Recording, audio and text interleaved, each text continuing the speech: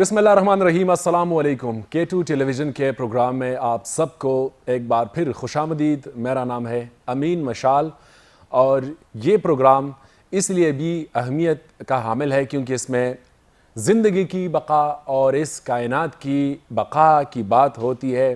ماحولیات کے حوالے سے آپ کو معلومات دی جاتی ہے اور ہم سے جو غلطیاں سرزد ہوئی ہیں ان غلطیوں کا احاطہ معلوم کرنا اور اس وقت ہمارا معاشرہ کس حد تک خطرناک حد تک جا چکا ہے، ہم کس خطرے سے زیادہ دوچار ہے یا کن خطرات سے ہمارا معاشرہ لاحق ہے اور آئندہ وقتوں میں یہ صورتحال کس حد تک مزید خرابی کی جانب جا سکتا ہے۔ تو یہ پروگرام آپ تک پہنچانے میں ہمارے ساتھ تعاون حاصل ہے Pakistan council of world religion یعنی PCWR، اور اس پروگرام میں ہم خصوصی طور پہ ماحولیاتی آلودگی، موسمیاتی تبدیلی یا کلائمیٹ چینج اور اسی طرح فضائی آلودگی کے حوالے سے ہم بات کرتے ہیں۔ میرے ساتھ اس وقت اسٹوڈیوز میں نشست فرما رہے ہیں معزز پروفیسر ڈاکٹر حزب اللہ خان، جن کا تعلق environmental science department university of Peshawar سے ہے۔ میں سر آپ کو خوش آمدید کہتا ہوں، thank you so much for your time. اور اسی کے ساتھ ہمارا دوسرا معزز guest professor doctor Rashid Ahmad sahib ہے، جو director Sheikh Zayed Islamic centre university of Peshawar سے ان کا تعلق ہے۔ سر آپ کو بھی خوش آمدید اور بہت بہت شکریہ سر۔ سر میرا آپ سے پہلا سوال یہی ہوگا کہ ماحولیاتی تبدیلی، کلائمیٹ چینج، فضائی آلودگی، یہ باتیں تقریباً ہم پچھلے کئی سالوں سے سنتے چلے آ رہے ہیں۔ تو میرا سوال یہ ہے کہ جو ہم 5 سال پہلے لوگوں کو آگاہی دیتے تھے کہ آپ اگر یہ اقدامات اٹھائیں گے اپنے اس معاشرے کو بچانے کے لیے تو شاید ہم ان خطرات کا سامنا نہ کر سکے آئندہ دنوں میں اگر آپ نے یہ اقدامات اٹھائے۔ تو کہنے کا مقصد یہ ہے کہ کیا 5 سال پہلے ہم جو آگاہی لوگوں کو دیتے تھے لوگوں نے اس پہ عمل کیا ہے اب تک؟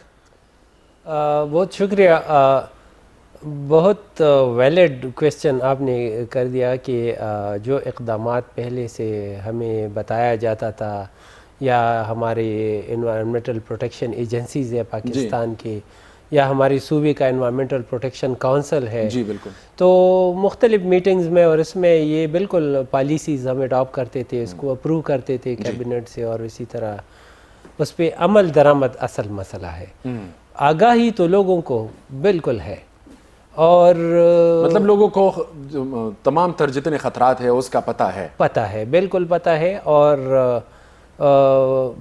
بین الاقوامی مختلف ممالک نے جو اسی طرح intergovernmental panel for climate change IPCC ایک ادارہ ہے نا UN کا، اس نے 2012 میں ہمیں بہت ہی خطرے وہ بتائے تھے کہ یہ ہونے والا ہے، آپ اس کی کوشش کر لیں۔ جی، اسی رپورٹ میں انہوں نے ترقی یافتہ ممالک سے یہی ریکویسٹ کی تھی کہ آپ غریب ممالک کی مدد کر لیں، اور یہ جو ماحولیاتی آلودگی ہے یا تغیر آ رہا ہے آب و ہوا میں، اس کے اثرات سے اس کا زیادہ اثر جو ہے وہ غریب ممالک پہ پڑے گا۔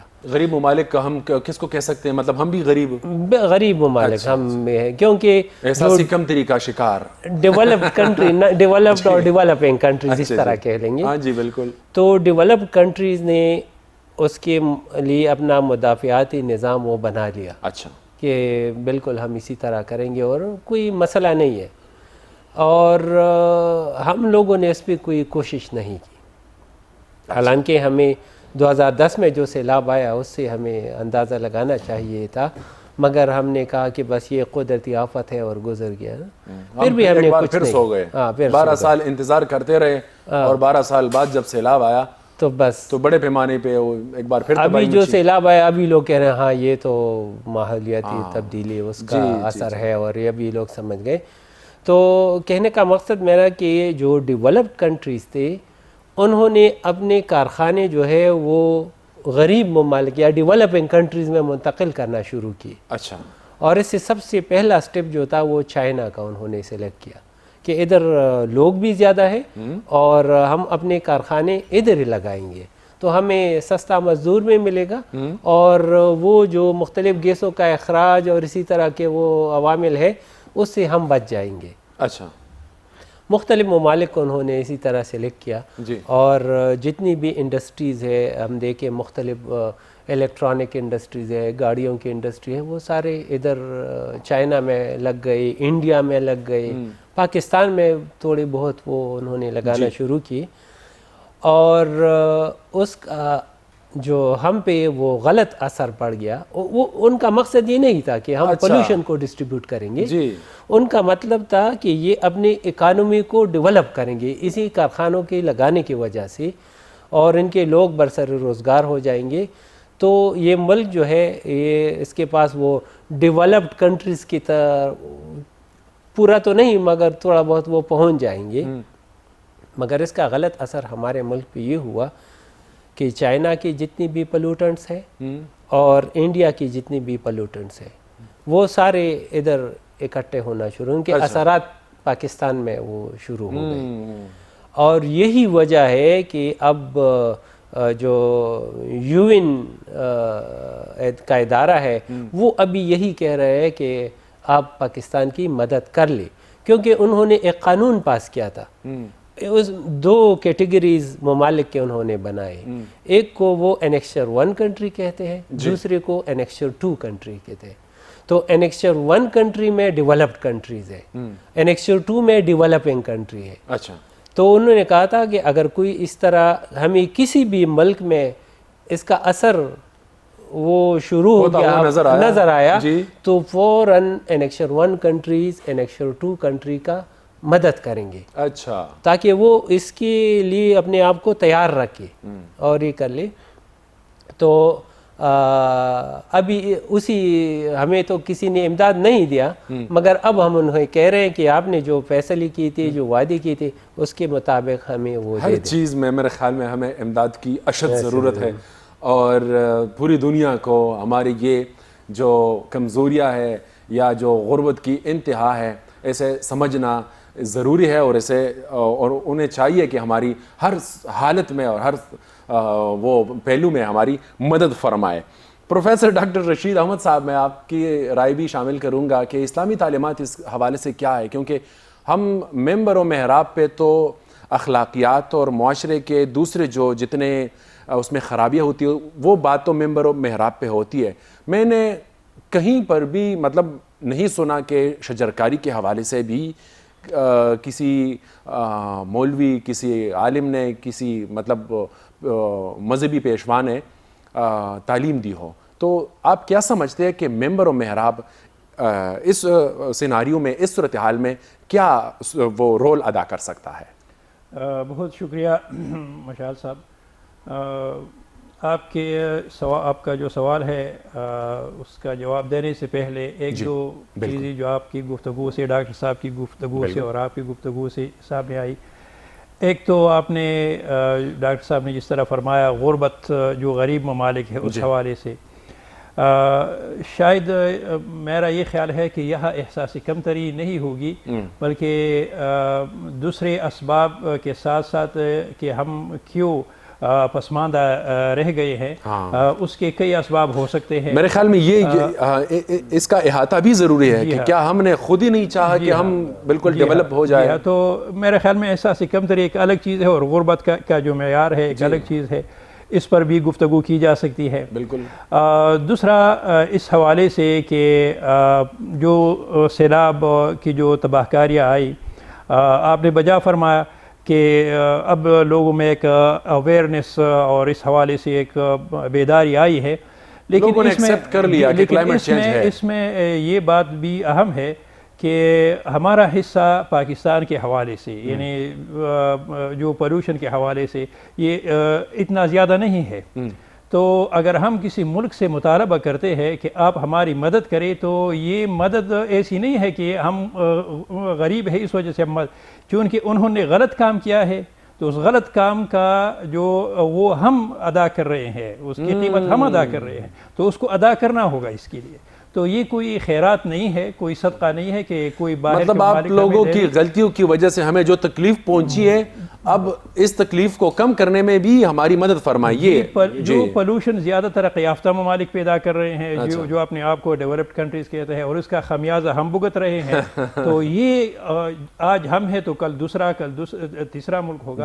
تو اس لیے میں یہ سمجھتا ہوں کہ اس حوالے سے ہمیں بھرپور آواز اٹھانی چاہیے کہ غلط کام آپ کے کوئی بھی ملک ہو، امریکہ ہو، یورپی یونین ہو، چائنا ہو، جو بھی ہے، جس کا جتنا حصہ ہے، اور جو ممالک اس سے متاثر ہو رہے ہیں، چاہے پاکستان ہو، چاہے میانمار ہو، وہاں پر بھی تباہی، چاہے بنگلہ دیش ہو. اب دیکھیں کہ جو مالدیپ ہے وہ ڈوب رہا ہے. بالکل بہت سارے ممالک اس وجہ سے ان کو مسائل کا شکار ہے، اور مالدیپ تو سنا ہے کہ پورا ملک اب زمین کی نیچے، پانی کی نیچے جا رہا ہے. تو ایک یہ اہم بات ہے کہ اس پر ہم غور کریں.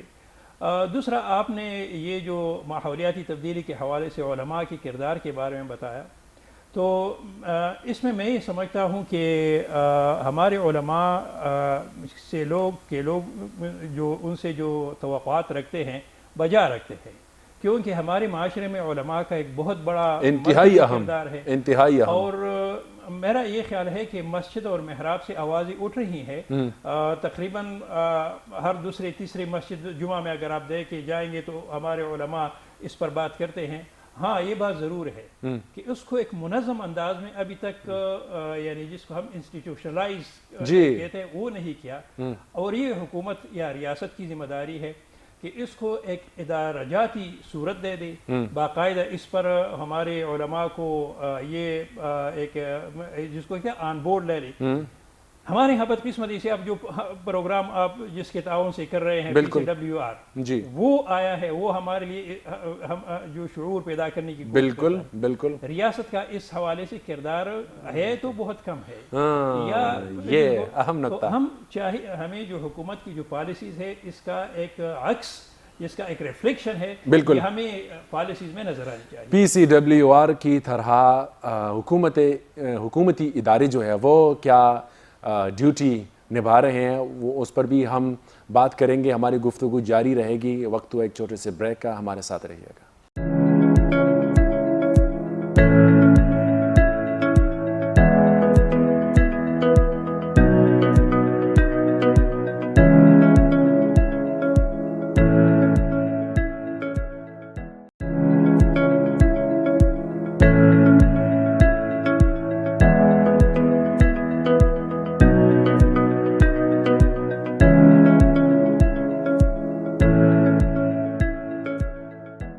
بریک کے بعد ایک بار پھر آپ کو خوش آمدید کہتے ہیں. ہماری گفتگو ماحولیاتی تبدیلی کے حوالے سے جاری ہے، اور بریک پر جانے سے پہلے جناب پروفیسر ڈاکٹر رشید احمد صاحب علماء اور مشائخ کی کردار پر بات کر رہے تھے. تو سر، آپ کی گفتگو. جی مشال صاحب، تو جس طرح کے اس حوالے سے میں نے آپ کے ساتھ یہ کچھ گزارشات شیئر کی کہ ہمارے علماء اگر اس کو ایک ادارہ جاتی صورت دی جائے تو انشاءاللہ ہمارے علماء ریاست کے کاموں میں، حکومت کے ساتھ نیکی کے کاموں میں تعاون ضرور کرتے ہیں، چاہے ان کا نقطۂ نظر کیا ہو، جس مکتبہ فکر سے اس کا تعلق ہو، کس جماعت سے اس کا تعلق ہو، لیکن قومی مفاد میں ہمیشہ علماء نے بھرپور مثبت کردار ادا کیا. اس میں کوئی شک نہیں. اس کے ساتھ میں نے ایک بین الاقوامی تناظر میں آپ سے بات کی، لیکن اگر ہم قومی تناظر میں بات کریں تو 3 امور میں آپ کے سامنے رکھنا چاہوں گا کہ اس حوالے سے ہمیں قانون سازی کے حوالے سے مذہب کس طرح ہماری رہنمائی کر سکتا ہے. ایک تو بنیادی طور پر ماحولیاتی تبدیلی، اس کا تعلق فساد اور اصلاح سے ہے. تو ویسے بھی اسلام اصلاح کا مذہب ہے کہ اصلاح چاہتا ہے.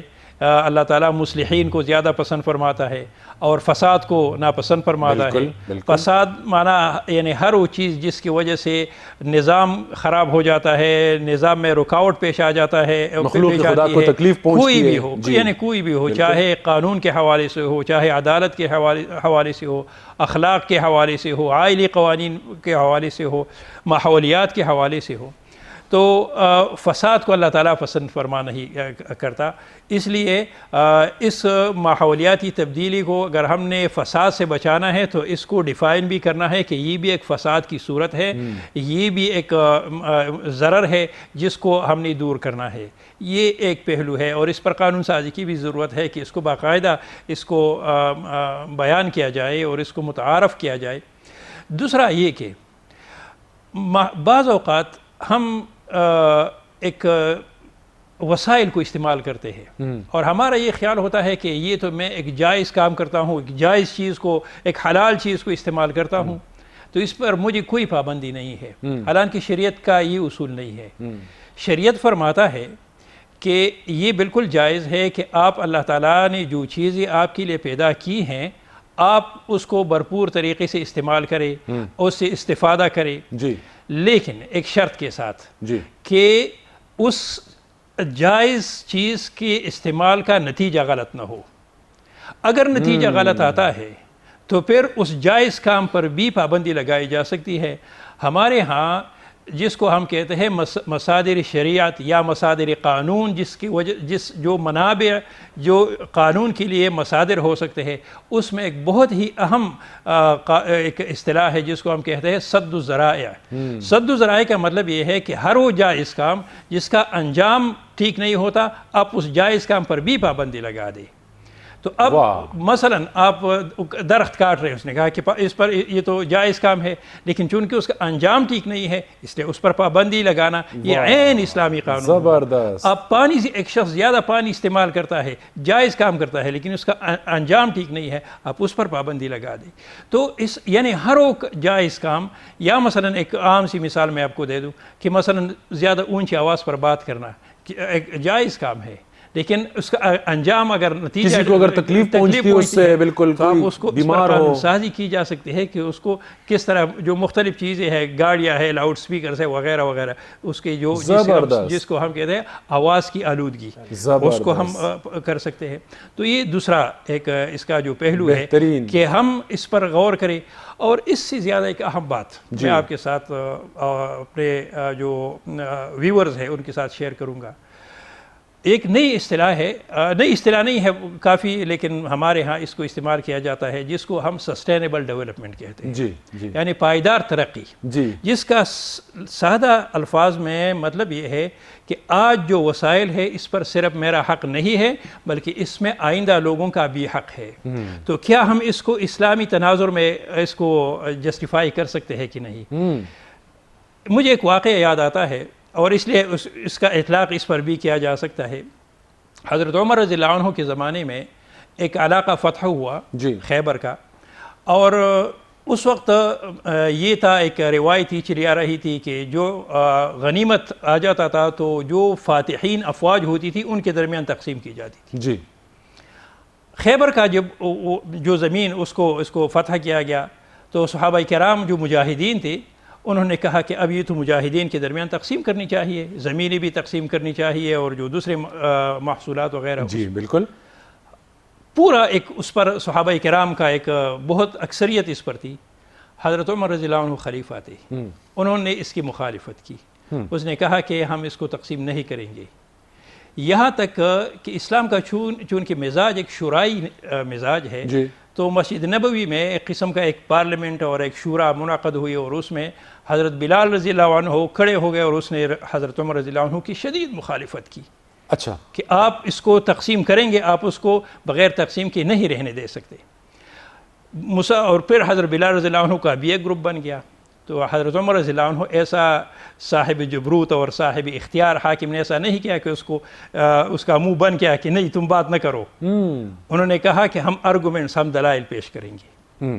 اور کئی دنوں کے بعد یہ بات چلی اور آخرکار حضرت بلال رضی اللہ عنہ اور ان کی جو پارٹی تھی اس بات پر راضی ہو گئی کہ ہم حضرت عمر رضی اللہ عنہ کی رائے ٹھیک ہے. حضرت عمر رضی اللہ عنہ نے کون سی رائے پیش کی؟ اس نے کہا کہ یہ جو زمین ہے اگر آج اس کو تقسیم کریں گے تو جو آئندہ نسلیں ہیں ہم ان کو کیا دیں گے, اس میں آئندہ نسلوں کا بھی حصہ ہے. زبردست. اب یہ جو ہم آج جن وسائل کے ساتھ رہ رہے ہیں, چاہے پانی ہے, چاہے جنگلات ہے, چاہے دوسرے وسائل ہے, اگر ہم اس کا استعمال کریں گے جس طرح کہ میں نے پہلے عرض اور کیا بے دریغ استعمال اگر کریں ہم گے. یہ کہیں کہ میں جائز کام استعمال کرتا ہوں، میں پانی استعمال کرتا ہوں زیادہ، یہ جائز ہے، لیکن اس کا انجام میں نے جس طرح پہلے بتایا غلط ہے. جنگل کاٹ رہے ہیں، آپ جائز کام کر رہے ہیں لیکن اس کا انجام ٹھیک نہیں ہے، تو اس پر پابندی لگانی چاہیے. اور یہ ریاست اگر اس پر قانون سازی کرے گی، اس پر کوئی سزا مقرر کرے گی تو یہ عین اسلامی اصولوں کے مطابق ہوگا. بہترین، کیونکہ یہ پورے معاشرہ اس میں، پورا معاشرہ اس میں حصہ دار ہے. جی. اور آج کا معاشرہ حصہ دار نہیں ہے، ہماری آنے والی نسل اس میں حصہ دار ہے. جو ہماری نسل آئندہ آنے والی نسلیں ہیں، ہمارے جو ہزاروں سال کے بعد جو نسلیں آ رہی ہیں، وہ کیا کریں گے اگر ہم بہترین انداز، بہترین، بہت بہت شکریہ. پروفیسر ڈاکٹر حزب اللہ خان صاحب، ذاتی گاڑی رکھنا میرے خیال میں ضرورت سے زیادہ ایک فیشن بن گیا ہے، تو میں جاننا چاہوں گا کہ اس کے اثرات موجودہ جو ماحول ہے اس پر کیا ہے، اور آئندہ وقتوں میں اگر ذاتی گاڑیاں رکھنا اس کی تعداد میں مزید اضافہ ہوتا گیا تو کتنے مطلب فیصد تک ہم مزید خرابی کی جانب جا سکتے ہیں؟ ذاتی گاڑیوں اس کے استعمال سے پہلے میں تھوڑا سا آپ کو یہ بتاؤں اس کا جو ٹیکنیکل ایسپیکٹ ہے. بالکل. ہوا کی آلودگی جو ہے اس کی تو قدرتی عوامل بھی ہے، مگر سب سے زیادہ جو مین میڈ سورسز ہے یا انتھروپوجینک سورسز جس کو ہم کہتے ہیں، اس کی وجہ سے زیادہ ہوا آلودہ ہو رہا ہے. اور اس میں زیادہ کردار جو ہے وہ گاڑیوں کا ہے اور کارخانوں کا ہے. اچھا. اور ابھی جو میں آپ کو ذکر کر رہا تھا کہ جو انڈسٹریز باہر کے ملکوں نے چائنا میں لگائے، تو وہ اسی لیے لگائے کہ چائنا کے پاس کوئلہ بہت زیادہ ہے، اور انہوں نے بجلی جو پیدا کی وہ کوئلے سے پیدا کی، اور سب سے زیادہ آلودگی جو ہے وہ کوئلوں کی بجلی گھروں سے پیدا ہوتے ہیں. اچھا. ہمارے ہاں بھی لاہور میں ملتان روڈ پہ مختلف بجلی گھر ہیں، سارے تھرمل پاور پلانٹ ہے اور یہی کوئلے کو استعمال کر رہے ہیں. تو آلودگی ہم بھی پیدا کر رہے ہیں، یہ بات نہیں کہ ہم نہیں کر رہے ہیں، لیکن ہمارا حصہ اس میں بہت کم ہے، 0.5% میرے خیال میں. تو اس میں سب سے زیادہ حصہ جو ہے وہ گاڑیوں کا ہے، اور گاڑیوں کے اخراج سے کاربن ڈائی آکسائڈ گیس نکلتا ہے. اچھا. اگر ہم آگ جلاتے ہیں، خواہ وہ لکڑی جلاتے ہیں، کوئلہ جلاتے ہیں، پیٹرول جلاتے ہیں، ڈیزل، فرنس آئل، کوئی بھی جلنے والا چیز ہو، تو اس سے باقی گیسوں کے علاوہ کاربن ڈائی آکسائڈ اور پانی کے بخارات نکلیں گے. اچھا. اور یہی دو گیسز، بہت سارے اور بھی ہے، یہی دو گیسز جو ہے وہ گلوبل وارمنگ کا وجہ بنتے ہیں. اب یہ دو گیسز کارخانوں سے بھی نکلتے ہیں، گاڑیوں سے بھی نکلتے ہیں. تو قدرت نے ایسا ایک ماحول بنایا تھا کہ اس میں 53% جو ہے یہ گیسز، یہی پودے، جنگلات، پانی اور زمین، اس کو یہ کھا جاتی تھی. اچھا. اپنے لیے خوراک بناتے تھے. جی بالکل. یہ قدرتی طور پہ تھا. تو جب تک یہ انڈسٹریلائزیشن نہیں تھا، اس وقت اس کی ایک اکائی ہے کاربن ڈائی آکسائڈ کی، 300 ppm. 300 ppm. ہاں، اس سے زیادہ نہیں ہوتا تھا. اچھا. اور وہ جتنا پروڈیوس ہوتا تھا، جتنا پیدا ہوتا تھا، اتنا یہی درخت، پانی، زمین اس کو کھا جاتی تھی. ٹھیک ہو گیا. تو ایٹماسفیئر میں کچھ جمع نہیں ہوتا. جی. ابھی اتنا کاربن ڈائی آکسائڈ پیدا ہوتا ہے کہ جو بالکل اسٹیٹسٹکلی پرووڈ ڈیٹا ہے کہ 53% جو یہ 57% جو ہے یہ تو یہ لے لیتی ہے، مگر 43% یہ ہوا میں جاتی ہے. اور اس کا تناسب اب موجودہ کیا ہے؟ ابھی ریسنٹ جو پہلے 300 ppm تھا، ابھی یہ 400 سے بڑھ گیا ہے. تو اب 400 سے جب بڑھ گیا تو ظاہر بات ہے کہ پیدا زیادہ ہو رہا ہے، کھپت نہیں ہے، تو اس ایٹماسفیئر میں جائے گا، ہوا میں جائے گا. اور اسی کی وجہ سے یہ گلوبل وارمنگ آ گیا ہے. اب گلوبل وارمنگ جو ہے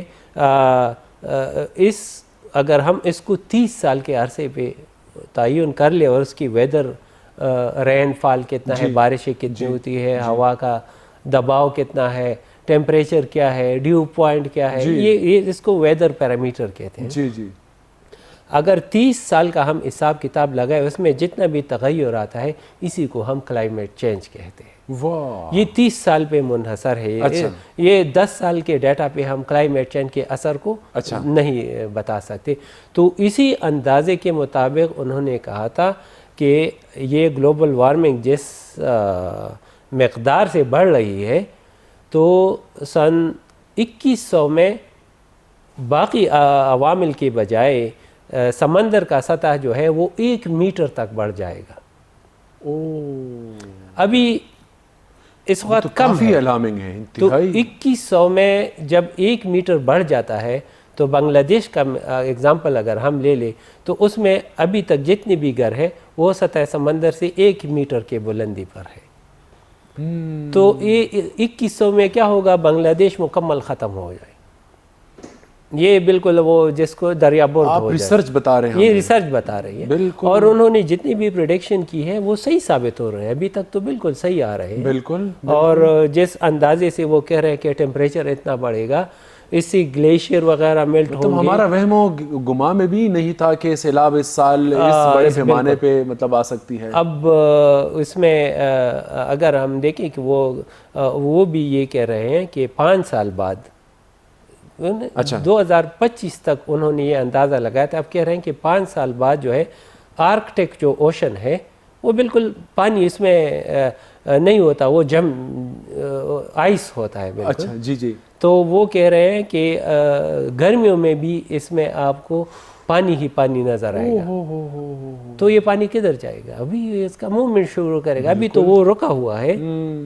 اور ہم سائنسی اصطلاح میں یہ کہتے ہیں کہ گلیشیئر نے موومنٹ شروع کیا. موومنٹ کا مطلب ہے کہ ملٹنگ اس کی شروع. نہ صرف انسانوں کی بستی بلکہ تمام جانداروں کی بستی خطرے میں. اب بالکل. تو جو اگر ہم اس کے اور ابھی سطح سمندر بڑھ گیا ہے تو آپ امریکہ کا اگزامپل لے لیں, فلوریڈا, نیو یارک, تھوڑی سی بھی ڈسٹربنس آ جاتی ہے سمندر میں تو سیلاب آتا ہے, ہریکان آ جاتا ہے. اور سمندر اور جو اسٹیمیٹ انہوں نے لگایا ابھی تک WHO کے مطابق 1,50,000 لوگ جو ہے یہ کلائمیٹ چینج کی وجہ سے مر جاتے ہیں ہر سال. 1,50,000 صرف یہ کلائمیٹ چینج سے. اور 5 ملین 50 لاکھ لوگ یہ بیمار ہو جاتے ہیں اس وجہ سے. مطلب یہ جو وبائی امراض پھیل رہے ہیں تو یہ کلائمیٹ چینج کے اثرات جو ہے وہ صرف یہ نہیں ہے کہ گلیشیئر کو میلٹ کرے گا, یہ کہیں پہ خشک سالی پیدا کرے گا, کہیں پہ بارشیں زیادہ ہوں گی, کہیں پہ ہیٹ ویوز آئیں گے, کہیں پہ فصلوں پہ یہ پیسٹ وغیرہ آ جائیں گے, بیماری لگ جائے گی, انسانوں اور جانوروں کو بیماریاں لگ جائیں گی. تو لائف سٹاک کو بھی بہت خطرہ ہے. اور ہم دیکھ رہے ہیں کہ یہ ڈینگی تو پہلے نہیں تھا نا. ہاں بالکل. مگر وہ مطلب ہم اگر 10 سالوں کا حساب لگا لیں تو کہیں پہ 1 2 واقعات یہ سامنے آتے تھے. اس سال دیکھ لیں تو ہزاروں کی تعداد میں لوگ. یہ تھائی لینڈ اور سنگاپور ان علاقوں میں ان کے اثرات تھے, کیونکہ وہ جو ماحول تھا, وہ جو گرمائش تھی ماحول میں, وہ اسی کے لاروا کے لیے وہ بہت مناسب تھی. ابھی وہ ٹیمپریچر ادھر تک یہ پہنچ گیا, اب ادھر بھی شروع ہو گیا. ملیریا کا اگزامپل وہ افریقن کنٹریز میں دیتے ہیں کہ یہ زیادہ ہو گیا, ہمارے ہاں ڈینگی زیادہ ہو گئی, لمپی سکن ڈیزیز یہ جانوروں میں آ گیا. یہ بھی اسی کلائمیٹ چینج کے اثرات ہیں سارے کہ یہ اس سے پیدا ہو رہے ہیں.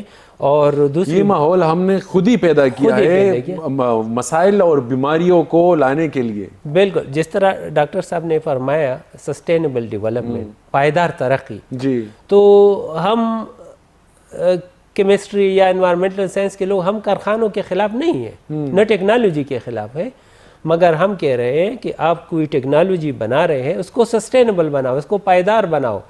جو پروڈکٹ آپ بنائے, فار ایگزامپل یہ گلاس بناتے ہیں, اس میں دیکھیں کہ اس کے بنانے میں ماحول کو کتنا ایفیکٹ ملے گا, کتنا اثر ہوگا.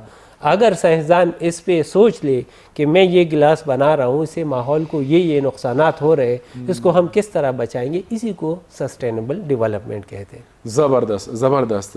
پروفیسر ڈاکٹر رشید احمد صاحب بڑی تفصیل کے ساتھ حزب اللہ صاحب نے اس کی جو ریسرچ ورک تھی وہ ہمیں بتائی, جو کہ میرے خیال میں ہمارے ناظرین کے لیے انتہائی مفید ثابت ہوگی. اس کے باوجود بھی ہم اس مسئلے کو سنجیدہ نہیں لے رہے ہیں. بارہا ہم کوشش کرتے ہیں کہ لوگوں کو اس بات پہ آمادہ کرے کہ کم از کم اپنے حصے کا ایک پودا ضرور لگائے، لیکن اس کے باوجود لوگ اس مسئلے کو اب بھی حالانکہ ہم نے حالیہ سیلابوں کو دیکھا کہ کس حد تک پاکستان کو انہوں نے متاثر کیا، لیکن اس کے باوجود اس مسئلے کو سنجیدہ طور پہ نہیں لیا جا رہا۔ اس سوال کا جواب ہمیں دیں گے پروفیسر ڈاکٹر رشید احمد صاحب، لیکن وقت ہوا ایک چھوٹے سے بریک کا۔ بریک سے آنے کے بعد ہم اس کی جو مکمل تفصیل ہے وہ سر سے جانیں گے، ہمارے ساتھ رہیے گا۔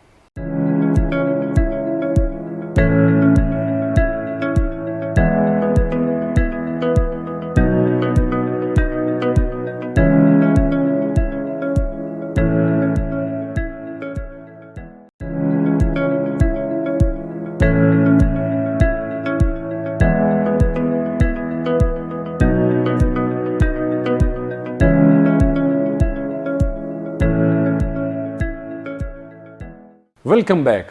تو سر میرا سوال تھا کہ لوگ اس مسئلے کو سنجیدہ نہیں لے رہے، تو کیا جائے؟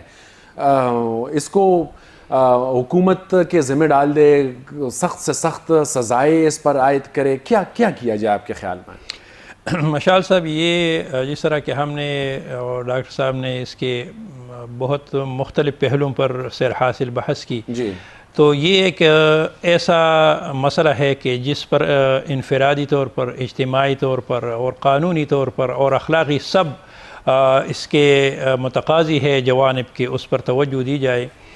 بحیثیت مسلمان اگر ہم سوچیں اور اس کے اسباب پر غور کریں تو اگر یہ بہت سادہ سی چیزیں ہیں کہ مثلا کلائمیٹ چینج آ رہا ہے تو اس میں بنیادی کام ایک تو صفائی کا ہے کہ ہم اپنی ذات کی صفائی سے لے کر اپنے جو ماحول ہے اس کی صفائی کا خیال رکھیں، جی، کیونکہ اس سے جو یہ گندگی پھیلتی ہے اور پھر یہ ہم گھروں کے سامنے ڈالتے ہیں اور پھر وہاں سے وہ جا کر سمندروں میں شامل ہو جاتے ہیں، پھر اس ایک دوسرے قسم کی جو بیماریاں اور وہ چیزیں آ جاتی ہیں۔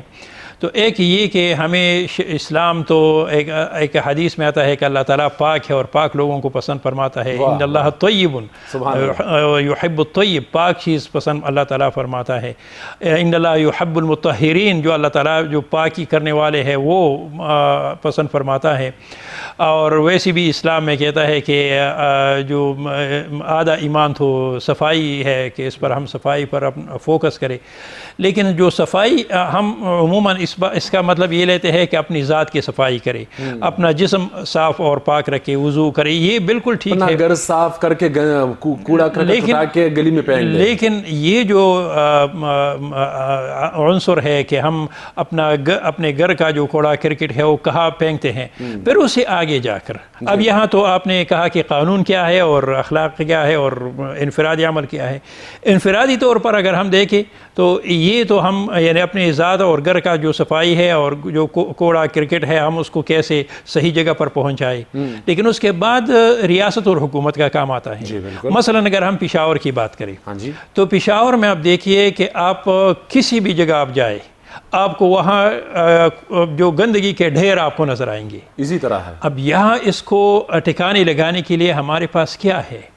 ہم اس کو کیسے اس کو بہت سارے ممالک میں ہم اس سے استفادہ کر سکتے ہیں، ریسائکلنگ وغیرہ کا جو دوسرے طریقے ہیں، اس کو تقسیم کیا جا سکتا ہے کہ فلان چیز اس کو ریسائکل کیا جا سکتا ہے، فلان چیز کو ختم کیا جا سکتا ہے۔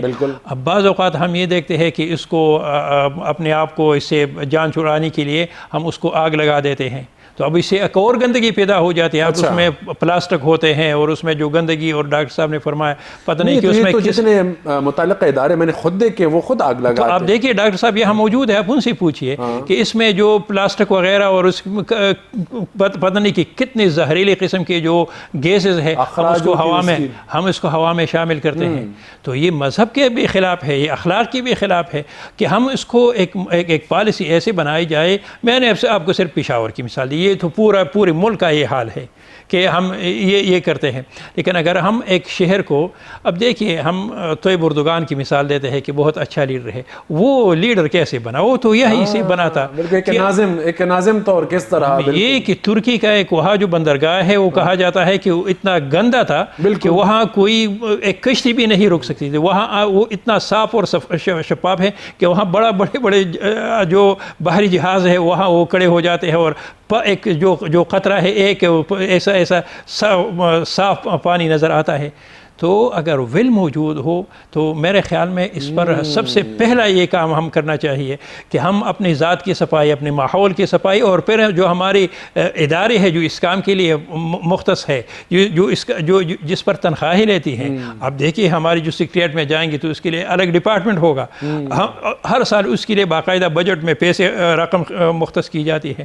تو اس کو یعنی ایک تو پالیسیز بنانا، پھر اس کا نفاذ ہے یہ ضروری ہے، اور پھر اس کے لیے ایک مضبوط ارادہ چاہیے کہ ہم اس کام کو ہم نے کرنا ہے، کیونکہ یہ کام اس میں اجتماعی فائدہ بھی ہے. ہم بعض لوگ اگر ہم کام کریں یا نہ کریں تو کوئی جو ہمارا اوپر افسر ہوتا ہے، جو باس ہوتا ہے، وہ دیکھے نہ دیکھے، اللہ تعالیٰ تو دیکھتا ہے. یعنی ہم یہ دیکھنا چاہیے کہ میں نے اپنی ذمہ داری کس طرح پوری کی ہے.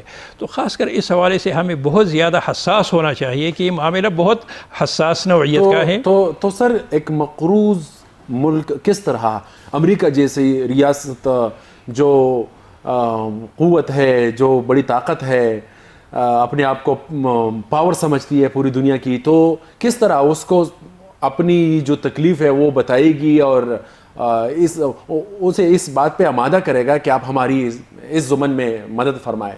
نہیں، وہ تو ان کے حوالے سے ہے کہ جو کام کارخانے وغیرہ چلا وہ کر رہے ہیں، پولوشن پیدا کر رہے ہیں. میرا مقصد یہ ہے کہ کیا اس میں بھی مطلب حکومت کی وہ تو ایک الگ موضوع ہے، اور اس پر یعنی جس طرح پہلے ہم نے عرض کیا کہ باقاعدہ اس کا مطالبہ کرنا چاہیے کہ اس کا جتنا حصہ ہے اتنا حصہ ادا کرے. لیکن اپنا حصہ جو کام ہے، کیا ہم اپنے حصے کا جو کام ہے وہ پورا کرتے ہیں کہ نہیں؟ یعنی میں خاص کر جو کوڑا کرکٹ ہے جس کی وجہ سے مسائل پیدا ہو رہے ہیں، جس کی وجہ سے جب ہم اس کو آگ لگا دیتے ہیں جو گیسز وہ کی جا سکتی ہے، تو ہم اس کو کیسے؟ اور پھر ہم یعنی دیکھیے سنگاپور ایک چھوٹا سا ملک ہے، وہاں آپ دیکھیے کہ وہاں کوڑا کرکٹ سے کس طرح اس کو ری یوٹیلائز کیا جاتا ہے، اس سے بجلی بنائی جاتی ہے. تو یہ کام تو ہم کر سکتے ہیں. یعنی یہ ایسا نہیں ہے، ہمارے جو جامعات ہے اس کو آن بورڈ لیا جائے، اس میں ہمارے بہت زیادہ جو بہت اچھے طالب علم ہے اس کو اس کام پر لگایا جائے.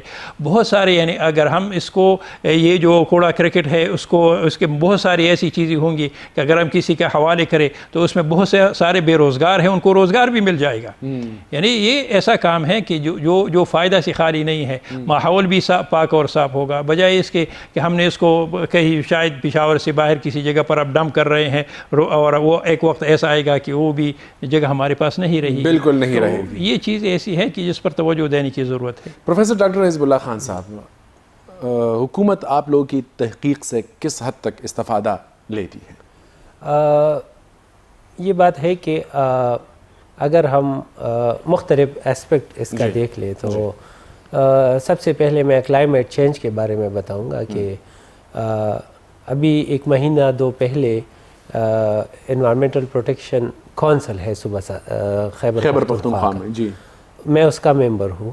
اور ہم نے کلائمیٹ چینج پالیسی بنائی پورا، اور اس کی اپروول ہو گئی، اور اب اس کی امپلیمنٹیشن انوائرمنٹل پروٹیکشن ایجنسی کرے گی. اچھا. کہ اس میں مختلف ہم نے جنگلات کا ذکر کیا ہے، جنگلات کی کٹائی کا ذکر کیا ہے، گیسوں کے اخراج کا ذکر کیا، یہ سب کچھ اس میں ہے. تو انشاءاللہ اس پہ تو کام شروع ہو جائے گا بہت جلدی. ساتھ ہی ہم نے اینٹوں کے جو بٹے ہے بریک کلنز، اس کو ایک نئے ٹیکنالوجی پہ کنورٹ کرنے، جس کو زگ زیگ ٹیکنالوجی کہتے ہیں. اچھا. تو اس پہ بھی کام ہو رہا ہے، اور جو ان بٹوں کے مالکان ہیں ان کو بلایا تھا اور ان سے بات ہو گئی کہ آپ اس ٹیکنالوجی کو کنورٹ کریں. اسی طرح اگر ہم WSSP کی بات کر لیں تو ہمارے ڈپارٹمنٹ نے، میں خود اس ٹیم کا لیڈر تھا جس میں ہم نے کام کیا، ان کے مختلف سیزن کے سالڈ ویسٹ کو ہم نے جمع کیا، اس کو پھر سارٹ آؤٹ کیا. اس میں پلاسٹک کتنا ہے، اس میں بایولوجیکل کتنا ہے، شیشہ کتنا ہے، میٹالک کتنا ہے، اور پھر ہم نے اس پہ ریسرچ کی اور اسے ایک اندازہ لگایا کہ پشاور سے آپ جتنا کوڑا کرکٹ وہ اکٹھا کرتے ہیں اس کو اگر ہم صحیح طرح استعمال کریں تو 25 میگا واٹ بجلی ہم اس سے پیدا کر سکتے ہیں، بالکل کیلکولیٹڈ. اچھا، تو وہ ہمارے پشاور کے لیے کافی ہے، بلکہ زیادہ ہے، 25 میگا واٹ. تو یہ صرف WSSP جتنا سالڈ ویسٹ اکٹھا کرتا ہے، اور اس کے لیے ہم نے پھر ڈمپنگ سائٹ بھی ایک سلیکٹ کیا. اب کچھ عوامل اس طرح ہے کہ کیا اس میں ہے، خیر ہے وہ اب کھل کے بتا دیں. وہ اس میں حکومت کی غفلت ہے، کیا ہے یہ ہے کہ ٹھیکیداری سسٹم اس میں نافذ العمل نہیں ہے، تو اس وجہ سے اس میں یہ تھا کہ ہم نے اس کے لیے ایک ڈمپنگ سائٹ اس کا انتخاب کیا. اس کے سائل کا ٹیسٹ کیا کہ اس سے تو نیچے واٹر ٹیبل میں کوئی زہریلے مواد نہیں جاتے ہیں، ریتیلی زمین نہیں ہے. تو شمشتو کیمپ ایک جگہ ہے، اس کو ہم نے سلیکٹ کیا. ادھر سارے لوگ بھی گئے، ہم نے اس کی لوگوں کو وہ زمین جتنے لوگوں کی تھی اس کو کمپنسیشن کرنے کی ضرورت ہے کہ اس کو پیسے دے دیں. زمین لینے کے ہمارے پاس میرے خیال میں اس کے لیے بھی پیسے مختص تھے، مگر اب پتہ نہیں کیا ہو گیا ہے، اس جگہ سے حکومت ہٹ گئی، کوئی دوسری جگہ کا انتخاب کر رہے ہیں. تو چونکہ ہمارا کام تو یہ نہیں تھا کہ اب یہ کیوں کر رہے ہیں کیوں نہیں، مگر وہ کٹائی میں پڑ گیا ہے تو اس پہ کچھ کام نہیں ہو رہا ہے. تو ڈاکٹر صاحب یہ تو میرے خیال میں انتہائی فائدہ کی بات ہے کہ 25 میگا واٹ بجلی کوڑا کرکٹ سے وہ بن سکتی ہے، اور اس پہ بھی اگر حکومت غفلت کا مظاہرہ کرے تو ہم مزید توقع نہیں رکھ سکتے. بالکل. اور یہ جو ہم آگ لگاتے ہیں، جیسے آپ نے بات کی، اتنی زہریلے گیسز اس سے نکلتے ہیں کہ آپ دیکھ لیں کہ جتنی بھی یہ آستما کی بیماری ہے، زکام وغیرہ، یہ سارے اسی کے عوامل، اس میں ایسی خطرناک گیسز نکلتی ہے جو کہ اس کو ہم تباہ بھی نہیں کر سکتے، ختم بھی نہیں کر سکتے. اس کے لیے جو ٹیمپریچر ریکوائرڈ ہے وہ 800 ڈگری سینٹی گریڈ ہے. تو عام آگ سے تو اس کو ختم ہم نہیں کر سکتے، اور وہ یہ اسی کم ٹیمپریچر سے وہ پیدا ہوتا ہے اور اسی طرح ماحول میں وہ پھیل جاتا ہے.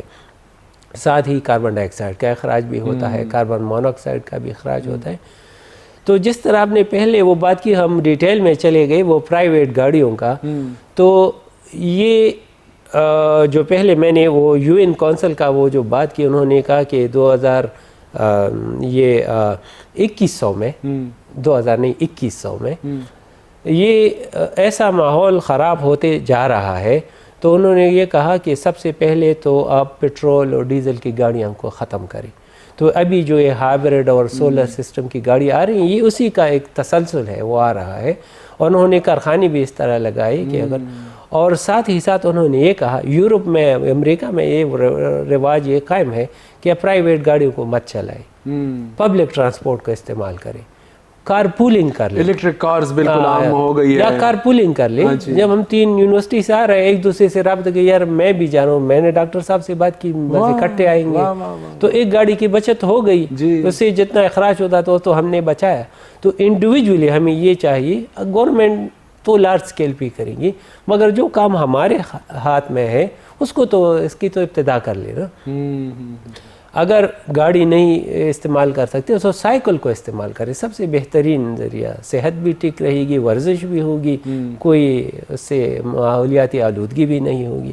تو یہ سارے عوامل ہیں جس کو ہم عوامی سطح پر، اور اسی طرح ممبر اور محراب کا بہت کردار ہے اس میں. اگر اسی طرح سے یہ ہو جائے تو وہ وقت دور نہیں ہے کہ ہم اس کو حاصل کریں. پروفیسر ڈاکٹر رشید احمد صاحب، میں دیکھ رہا ہوں کہ ہمارے رویوں میں سختی پائی جاتی ہے، تو کیا اس کا بھی ماحول کے ساتھ کوئی وہ لین دین ہے کہ ماحولیاتی آلودگی، فضائی آلودگی اور اسی کا اثر ہمارے رویوں پر ہے؟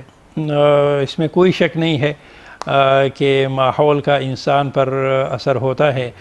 کچھ اندرونی کیفیات بھی ہوتی ہے، کوئی اس میں شک نہیں ہے. لیکن آپ کا ماحول، ایک شخص، ہم اس ماحول میں اب موجود ہے کہ اس میں پول ہے، پیچھے بھی پول ہے، تو ظاہر بات ہے کہ ہمارا جو ایک نظر ہے، ہمارا جو ایک مزاج ہے، اس میں لازمی تبدیلی آئے گی. جہاں پھول ہوں گے وہاں خوشی ہوگی، جہاں گندگی ہوگی وہاں انسان کیا خوش ہوگا. اچھا، تو مطلب یہ بھی کہہ سکتے کہ پہلے اسے پھولوں کا شہر پشاور جو کہا جاتا تھا تو اس وقت ہریالی خوشحالی زیادہ ہوتی تھی. اب چونکہ ہر جگہ جس طرح پہلے آپ نے فرمایا کہ ہر جگہ آپ کو ڈمپنگ سائٹ ہی نظر آئیں گے.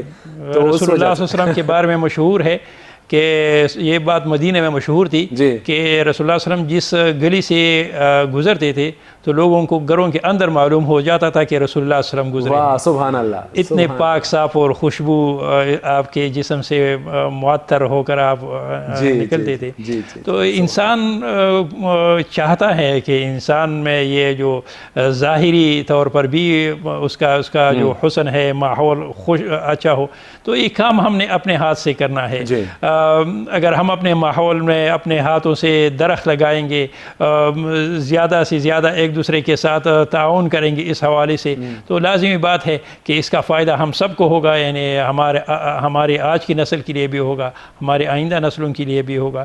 تو بالکل میں آپ سے اتفاق کرتا ہوں کہ اس میں ہمیں اپنا کردار ادا کرنا چاہیے. ڈاکٹر صاحب, جو پالیسی بنی ہے, جو کلائمیٹ چینج کی آپ نے پالیسی کی بات کی 2022 کی, تو اس کا ہدف کوئی وہ رکھا گیا ہے کہ اتنے سالوں تک ہم نے یہ اہداف اپنے لیے رکھے ہیں اور اس میں ہم انشاءاللہ کامیاب ہو جائیں گے؟ اور وہ اہداف اصل میں ہے کیا؟ اصل میں یہ آلودگی جس سے پیدا ہو رہی ہے, زیادہ تر کاربن ڈائی آکسائڈ پہ فوکس کیا ہے, اور جنگلات کی کٹائی اور یہ تو اور یہ دوسری بات اس میں یہ ہے کہ کلائمیٹ چینج کا اثر یہ ہوگا کہ ابھی زرعی قلت بھی پیدا ہوگی.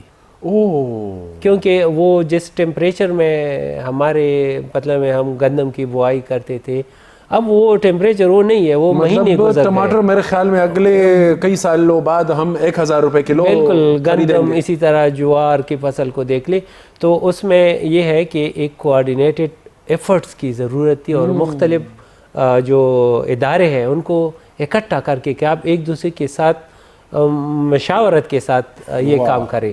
لائک اگر کوئی ہیلتھ کی ایشو ہے تو ہیلتھ ڈپارٹمنٹ اس کا وہ ہمیں وجوہات بتائیں گے, اور اس پہ ہم پھر اس کی کوئی لاہ عمل بتائیں. تمام ادارے انٹر کنیکٹڈ ہے. اسی طرح زراعت کے معاملے میں تو ایگریکلچر سائنٹسٹ کو کہا ہے کہ آپ ایسے اجناس کو, وہ سیڈز کو متعارف کریں کہ وہ اسی چینجنگ کلائمیٹ میں اس کی گروتھ اچھی ہو, فصل کریں. تو یہ سارے عوامل اس میں شامل ہے, اور ہوا کی آلودگی ہے یا پانی کی آلودگی ہے یا زمین کی آلودگی, سب ایکسپیکٹ کو انہوں نے کور کیا ہے. اور اس کا مین ریزن یہ تھا کہ ایک انوائرمنٹل ٹریبیونل ہے, تو اس میں کیسز جاتے تھے, مگر ہماری پالیسی نہیں تھی تو وہ کیس ہار جاتے. کوئی کیس وہ ابھی تک اس میں آیا ہے کہ؟ بہت سارے کیسز آئے ہیں اور بہت سارے جرمانے بھی لگی ہوئی ہیں اس میں مختلف کارخانوں کو. سب سے زیادہ جرمانہ کس چیز کا ہے, کوئی وہ آپ کو پتہ ہے؟ اتنا تو وہ مجھے مگر زیادہ تر یہ ہے کہ وہ جو زیادہ دھواں اور گرد وغیرہ وہ پھیلاتے تھے وہ ان کو زیادہ تر جرمانہ ہوگا. خصوصی فورس کا سر ذکر ہوا تھا کہ وہ حکومت متعارف کرائے گی, تو بالکل یہ بھی اسی میٹنگ میں یہ بھی ڈسکس ہوا تھا, اور اس کی اپروول بھی ہو گئی کہ ان کو کہہ رہے تھے کہ ہم سے اتنے کوئی ڈرتے نہیں ہیں تو یونیفارم دے دیں. تو یونیفارم کی منظوری ہو گئی ہے. اب ان کے وہ جو آدمی ہوں گے وہ یونیفارم کے ساتھ ان کارخانوں میں, بازاروں میں, ہر جگہ پہ پھر یہ جائیں گے. اور حکومت نے میرے خیال میں اس سال اس کو متعارف کرنے کا اعلان کیا تھا لیکن نہیں ہوا.